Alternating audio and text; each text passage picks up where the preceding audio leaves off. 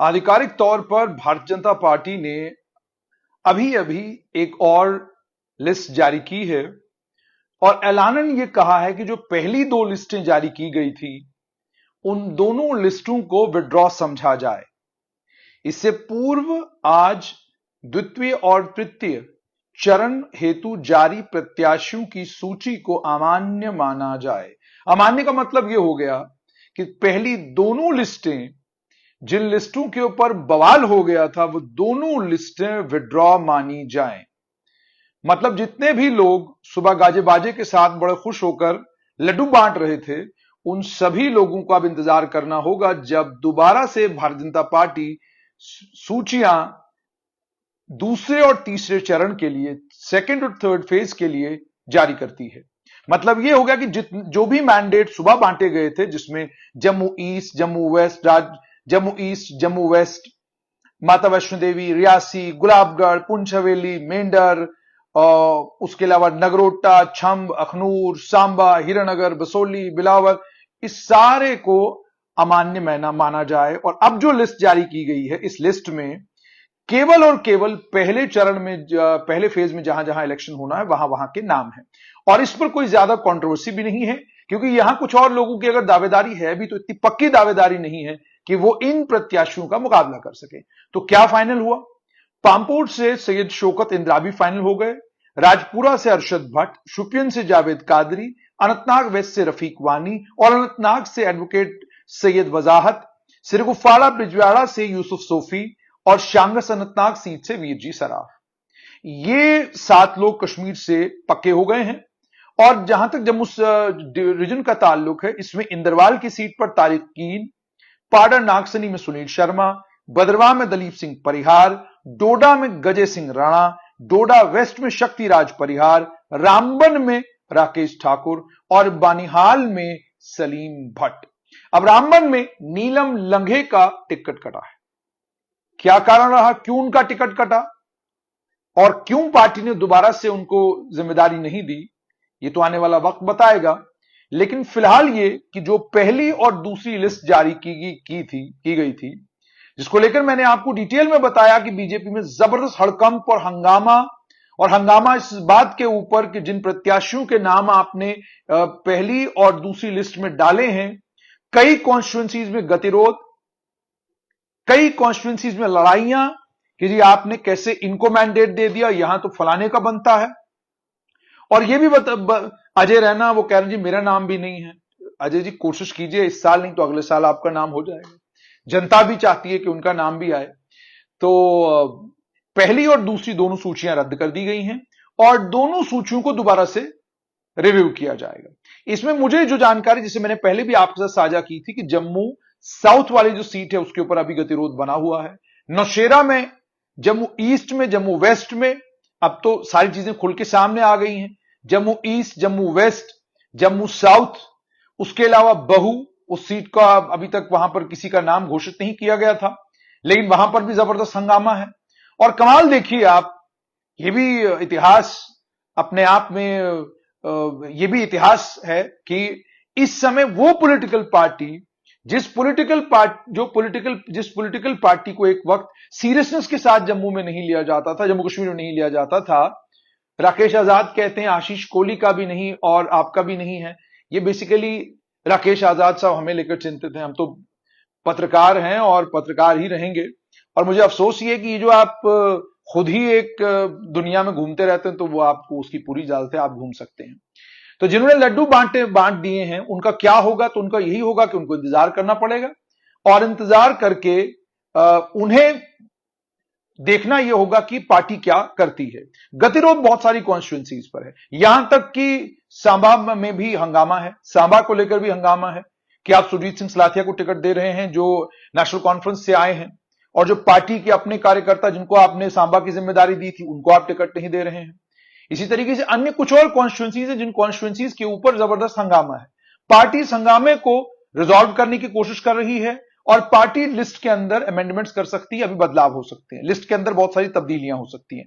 अब देखना यह होगा कि क्या क्या तब्दीलियां लिस्ट के अंदर होती हैं, कौन से लोग हैं जो फाइनल लिस्ट में आएंगे। और यह तो अजीब सा हो गया है कि आप एक लिस्ट जारी करते हैं, इतनी अनुशासन वाली पार्टी एक लिस्ट जारी करती है और लिस्ट जारी करने के बाद उसको विड्रॉ करना पड़ता है। इसका मतलब यह है कि इतने ज्यादा एप्लीकेंट्स हैं, इतने ज्यादा कैंडिडेट्स हैं कि आपके पास उनको एडजस्ट करने के लिए कोई रास्ता नहीं है। और यह भी बीच में खबर आई कि जो ही कांग्रेस को यह पता चला कि गतिरोध है बीजेपी के अंदर, फौरन उन्होंने भी कोशिश की कि जहां गतिरोध है, जहां हंगामा है, हम भी बीच में जाएं और इस गतिरोध का अगर राजनीतिक लाभ हमको कोई होता है तो उस राजनीतिक लाभ की पूरी पूरी कोशिश करें।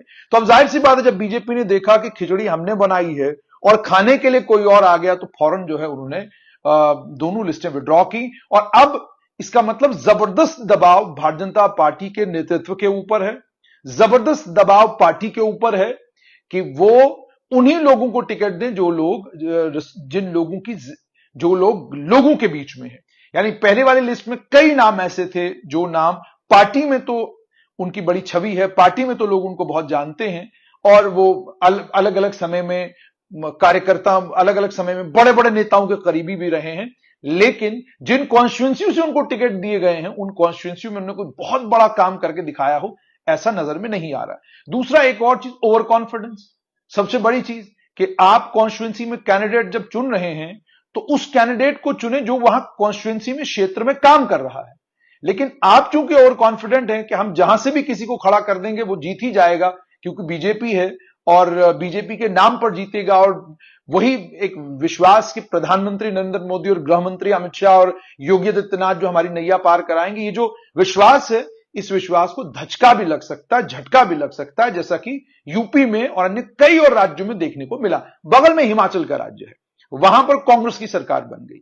बगल में पंजाब है, वहां पर आम आदमी पार्टी की सरकार बन गई। यही संगठन था, यही नेता थे, यही पावरफुल पार्टी थी, लेकिन हारना पड़ा। इसी तरीके से लोकसभा में, यूपी में, जैसे मैंने आपको पहले भी एक बार बताया, अगर आप यूपी का पूरा नतीजा देखेंगे तो यूपी के पूरे नतीजे में आपको यह पता चलेगा कि जब सारी कॉन्स्टिट्यूंसियों के, सारे क्षेत्रों के आप रिजल्ट देखते हैं, तो रिजल्ट देखने के बाद आपको यह पता चलता है केवल और केवल 12 से 15 सीटें जहां पर बीजेपी की क्लियर विजय हुई है, लेकिन 60 से 65 सीटों के ऊपर केवल और केवल बीजेपी इसलिए जीती क्योंकि वहां पर बहुजन समाजवादी पार्टी ने अपने प्रत्याशी खड़े किए थे। तो वो भी एक तरीके से बहुत बड़ा झटका है बीजेपी के लिए कि जिसके पास प्रधानमंत्री नरेंद्र मोदी जैसा वक्ता हो, जिसके पास गृहमंत्री अमित शाह जैसा चाणक्य नीति को समझने और इतना बड़ा राजनीतिज्ञ हो, उसके बावजूद अगर पार्टी परफॉर्म नहीं कर पाई, तो इसका मतलब साफ तौर पर यह है कि आप केवल और केवल पार्टी के नाम पर, प्रधानमंत्री, गृहमंत्री और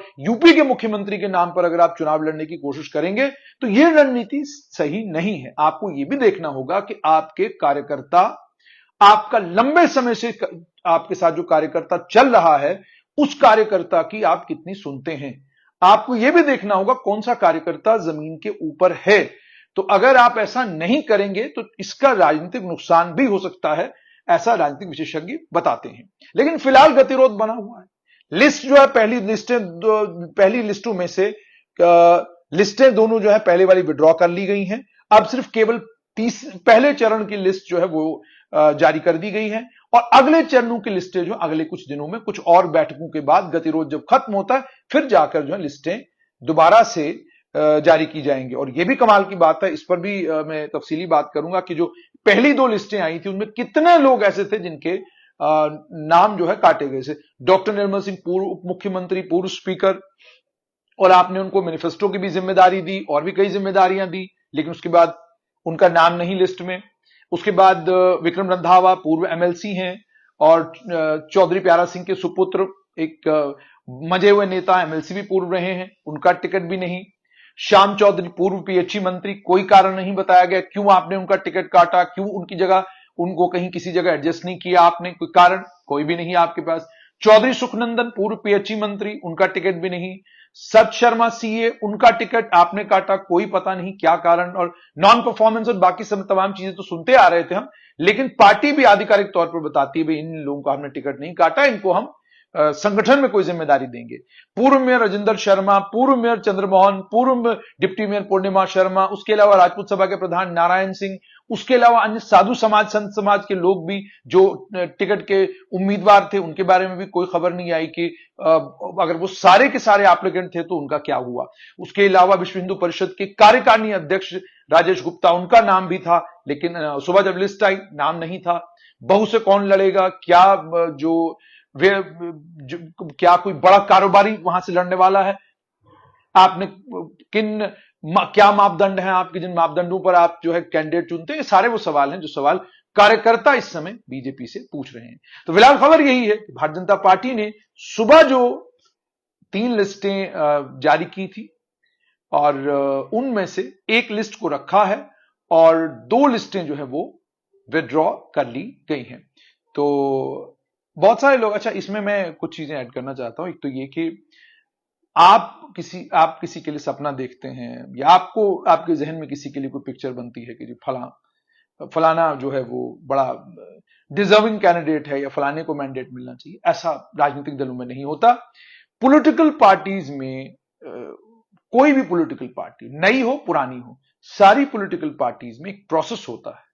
हर नेता को, हर व्यक्ति को उस प्रोसेस से गुजरना पड़ता है और उस प्रोसेस से जब आप गुजरते हैं तो जाहिर सी बात है फिर आपको टिकट कोई डिनाई नहीं कर सकता।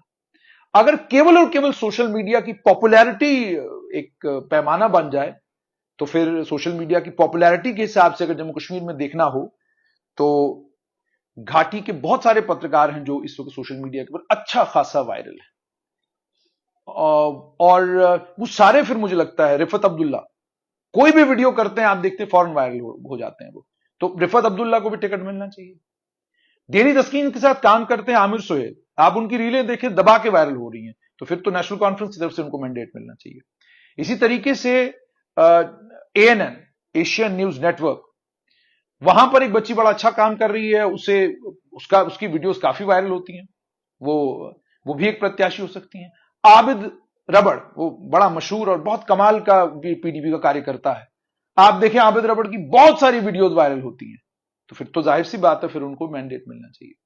उसके अलावा अगर हम बात करें, लेकिन जब बात आती है मोहम्मद उजैर, हाँ आप आ गए, अपना कुछ ना कुछ लेकर आ जाते हैं, ठीक है जी।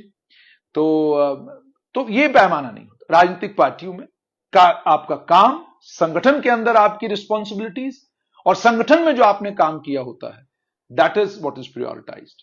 लेकिन आज आप देख रहे हैं कि बड़े बड़े नेताओं के टिकट कटे और उसके बाद बीजेपी में हंगामा, लिस्टें हो गई विड्रा। अब संभवतः दोबारा से इन लिस्टों को रिहैश करके दोबारा से निकाला जाएगा।